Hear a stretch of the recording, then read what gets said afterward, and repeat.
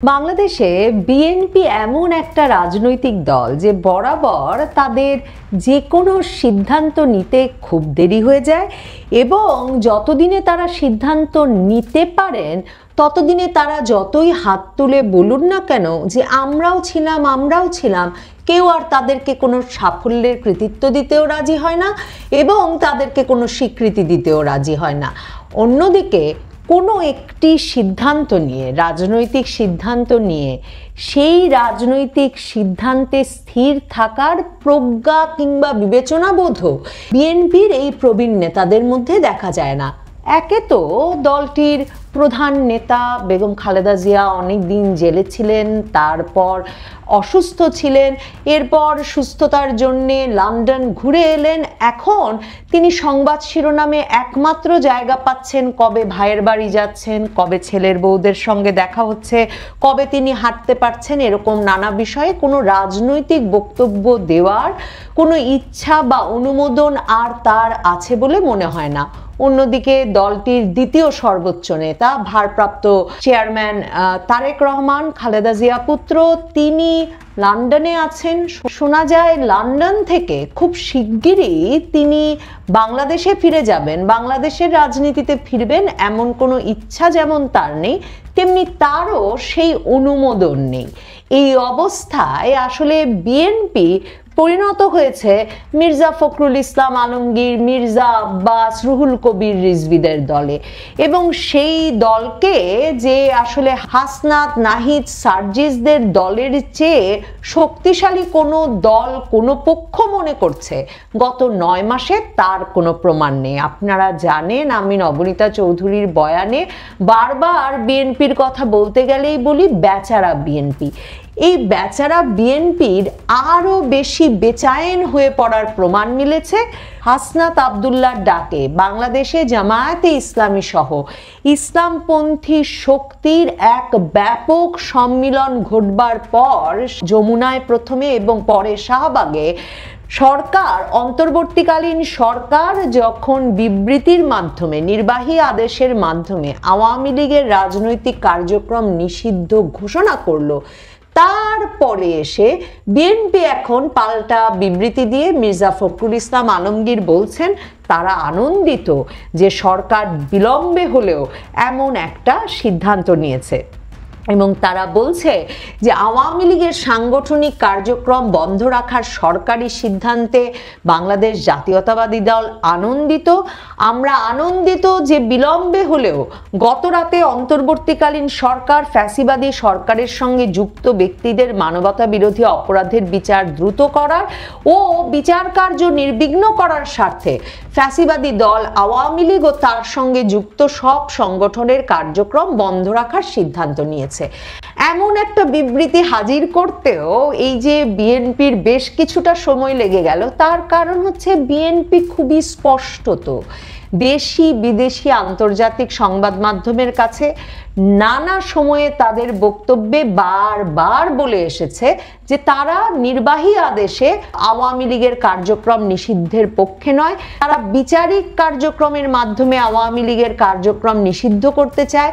তারা বিবিসির সঙ্গে সাক্ষাৎকারে মির্জা ফখরুল ইসলাম আলমগীর সেই জানুয়ারি মাসে পরিষ্কার বলেন যে তারা মনে করেন জনগণ সিদ্ধান্ত নেবে এবং সেই সিদ্ধান্ত নির্বাচনের মাধ্যমেও হতে পারে যে আওয়ামী লীগ আসলে নিষিদ্ধ হবে কি নিষিদ্ধ হবে না। এবং সে সময় মির্জা ফখরুল ইসলাম আলমগীর কথাও বলেন যে জামায়াতে ইসলামের নিষিদ্ধ হওয়ার কথা উঠলেই যেমন তারা বরাবর প্রতিবাদ করে এসেছেন, ঠিক তেমনি আওয়ামী লীগের ক্ষেত্রেও তারা করেন, কারণ স্বাধীনতায় বিশ্বাস রেখে যেসব দল বাংলাদেশে রাজনীতি করে তাদের প্রত্যেকের রাজনীতি করার অধিকার আছে বলে বিএনপি বিশ্বাস করে। মানে পরিষ্কার করে তিনি বিবিসির সঙ্গে জানুয়ারি মাসে বললেন যে বাংলাদেশে যেহেতু স্বাধীনতায় বিশ্বাস রেখে আওয়ামী লীগ রাজনীতি করে, কাজে আওয়ামী লীগ রাজনীতি করবে কি করবে না সেটা জনগণের সিদ্ধান্ত এবং সে সিদ্ধান্ত এমনকি নির্বাচনের মাধ্যমেও জনগণ নিতে পারে। তার মানে এমনকি আওয়ামী লীগ নির্বাচনে অংশ নিতে পারবে কিনা তা নিয়েও মির্জা ফখরুল ইসলাম আলমগীর তখন কোনো আপত্তি জানান না। গত কয়েক মাসে আমরা দেখেছি যে তারেক রহমান ভীষণ অ্যাক্টিভ হয়ে উঠেছেন ভার্চুয়াল বক্তৃতামালায়, এবং তিনি প্রায় নিয়মিত, প্রায় প্রতিদিন বা একদিন পরপরই কোনো না কোনো দলীয় কর্মসূচিতে ভার্চুয়ালি এসে বক্তৃতা দিচ্ছেন। কোনো একটি বক্তব্যেও আমরা শুনিনি যে তারেক রহমান বিএনপির তরফে আওয়ামী লীগ নিষিদ্ধ করার বা আওয়ামী লীগের কার্যক্রম নিষিদ্ধ করার কোনো দাবি জানিয়েছেন।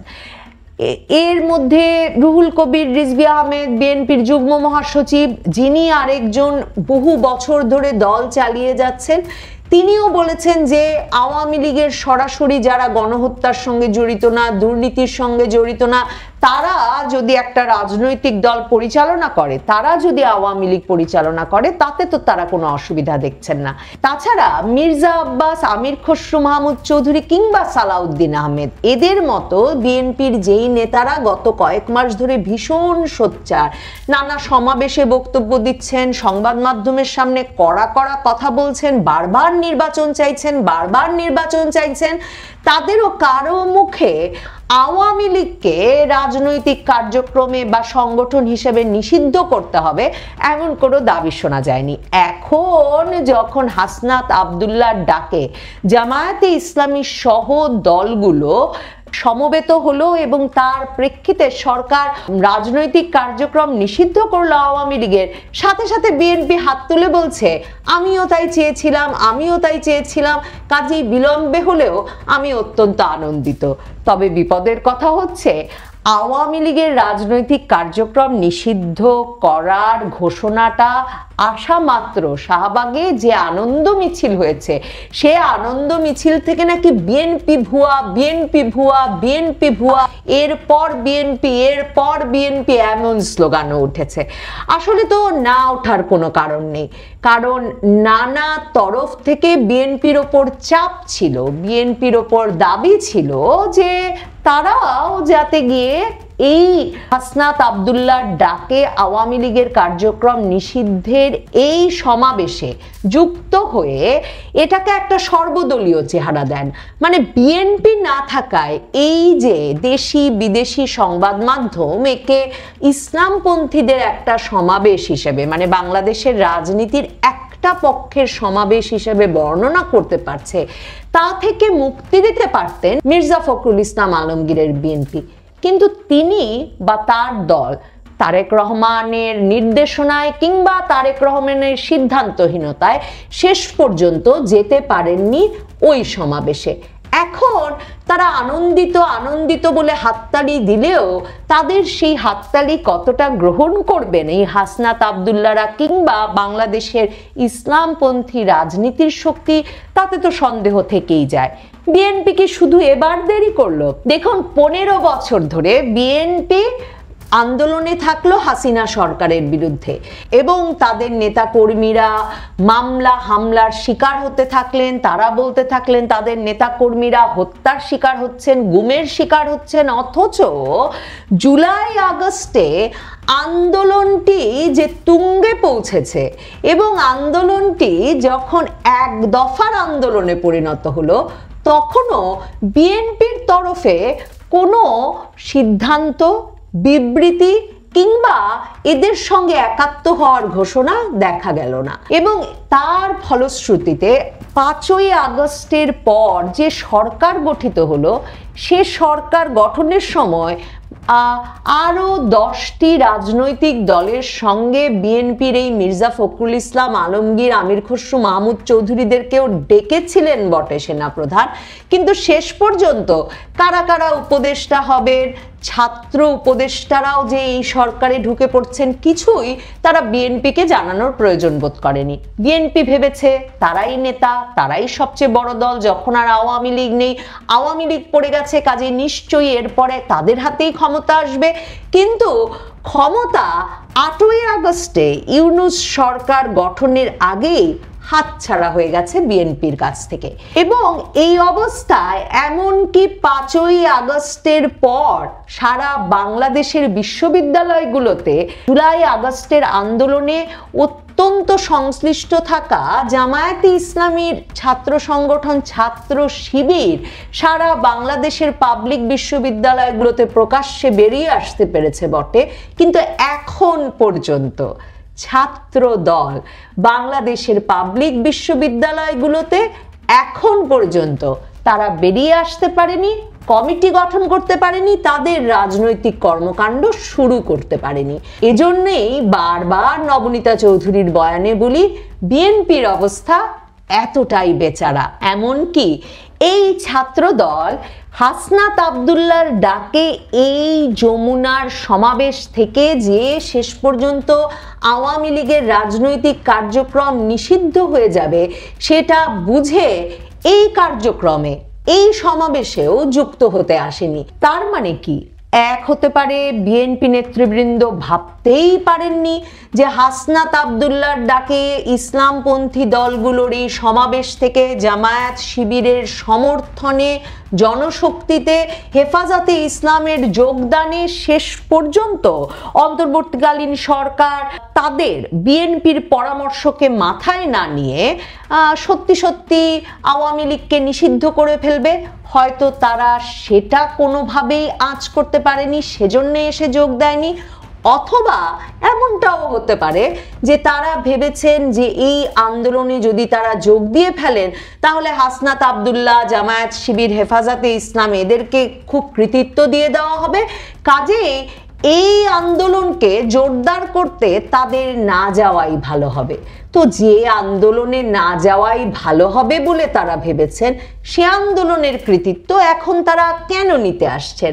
দেখুন, সারা আওয়ামী লীগ আমল জুড়ে বিএনপিকে যা যা নিয়ে সবচেয়ে বেশি অপবাদ দেওয়া হয়েছে সেটা হচ্ছে বিএনপি জামায়াতে ইসলামীর সঙ্গে রাজনীতি করে, বিএনপি জামায়াতে ইসলামীর সঙ্গে নির্বাচনী জোট করে, এমনকি 2018তেও বিএনপি জামায়াতে ইসলামীর সঙ্গে মিলে রাজনৈতিক জোট গঠন করে তারা নির্বাচন করেছে। এবং বারবার আওয়ামী লীগ তাতে বলে এসেছে যে বিএনপি আসলে যুদ্ধাপরাধীদের পক্ষে, বিএনপি রাজাকারদেরকে সমর্থন দেয়, বিএনপি এই রাজনীতি টিকিয়ে রাখছে। কিন্তু বিএনপি কখনো আওয়ামী লীগ আমলে জামায়াতে ইসলামীর সঙ্গ প্রকাশ্যে ত্যাগ করেনি, মানে তাদের সঙ্গে তাদের শক্তি সামর্থ্যকে ঐক্যবদ্ধ রেখেছে। কি আশ্চর্য ব্যাপার ঘটে গেল 5ই আগস্টের পর। এই এত খারাপ সময়ে বিএনপির রাজনীতির যে সঙ্গী জামায়াতে ইসলামী, হঠাৎ করে আমরা আগস্টের পর থেকে দেখি বিএনপির সবচেয়ে সক্রিয়, সবচেয়ে ভোকাল, সর্বত্র কথা বলা যে নেতা মির্জা ফখরুল ইসলাম আলমগীর, বিএনপি মহাসচিব, তিনি ভীষণভাবে হঠাৎ করে মুক্তিযুদ্ধের পক্ষ শক্তি হয়ে গেলেন।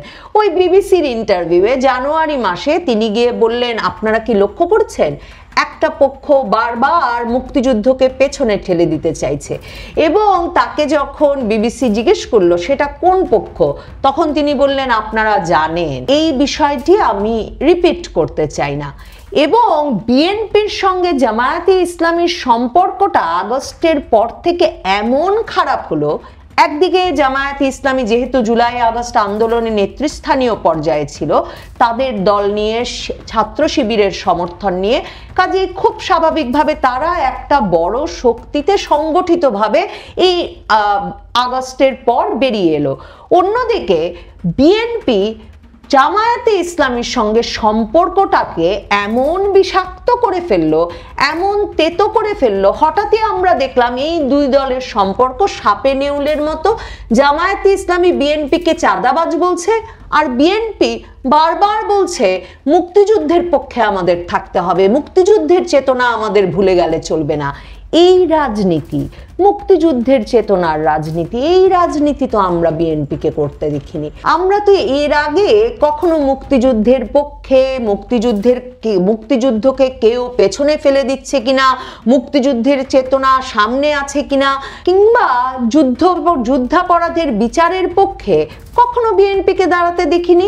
তাহলে হঠাৎ বিএনপির ভেতরে এই মুক্তিযুদ্ধের পক্ষশক্তি হয়ে ওঠার এই তাড়না এই অসময়ে কেন?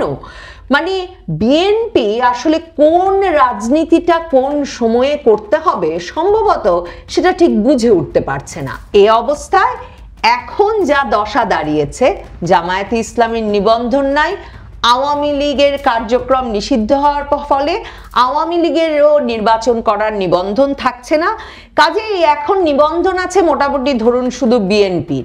কাজেই বিএনপি ধরেই নিতে পারে, বুঝতেই নিশ্চয়ই পারছে এর আগেও যেমন তারা নির্বাচনের কোনো রোডম্যাপ পায়নি, আগামীতেও খুব শিগগিরই তাদের কোনো নির্বাচনের রোডম্যাপ পাওয়ার কোনো সম্ভাবনা নেই।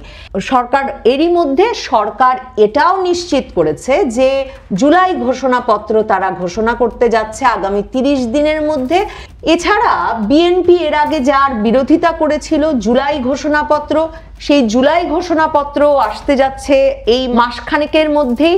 এবং এই জুলাই ঘোষণাপত্রে ছাত্রদের দাবি আছে 72-এর সংবিধান বাতিল করে দেওয়ার।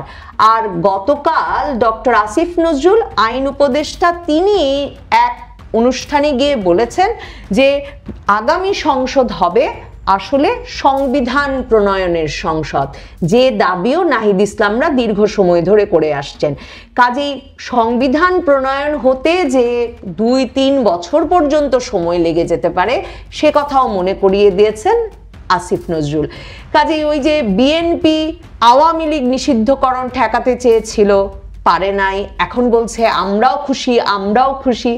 বিএনপি সংবিধান বাতিল করার প্রক্রিয়া ঠেকাতে বলেছিল সংবিধানের যা সংশোধন প্রয়োজন একটা দ্রুত নির্বাচনের পর নির্বাচিত দল এসে সেটা করতে পারে, বিএনপি সেটাও ঠেকাতে পারবে না। আর এই অবস্থায় দেশে সংবিধান নাই, দলগুলোর নিবন্ধন নাই, কাজে বিএনপির জন্যে খুব শিগগিরই কোনো নির্বাচনও নাই।